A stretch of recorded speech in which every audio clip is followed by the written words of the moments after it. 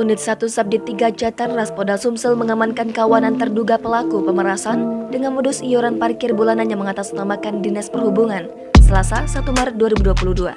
Dari pantauan, nampak sekitar orang 7 yang diamankan lalu dibawa ke ruangan penyidik untuk menjalani pemeriksaan lebih lanjut. Sebelumnya, ulah kawanan terduga pelaku tersebut viral di media sosial setelah diposting di @okta_gadget yang merupakan akun Instagram dari salah satu toko konter di kawasan Sako, Palembang, Minggu 27 Februari 2022 lalu. Postingan video berdurasi 1 menit 42 detik itu kemudian diposting ulang oleh akun Instagram @promopalembang. Dalam keterangan beredar, pemilik toko mempertanyakan perihal kedatangan rombongan terduga pelaku yang mengatasnamakan Disub dan meminta uang iuran ke mereka. Disebutkan bahwa perbuatan itu kerap dilakukan di sepanjang toko kawasan Sako dengan uang iuran parkir yang diminta per bulan rata-rata Rp600.000.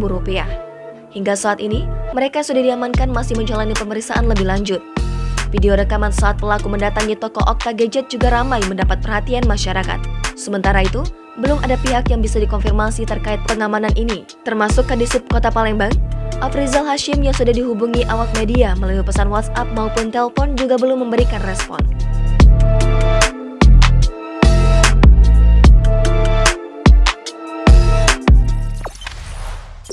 Jangan lupa subscribe, share, komen, dan like ya!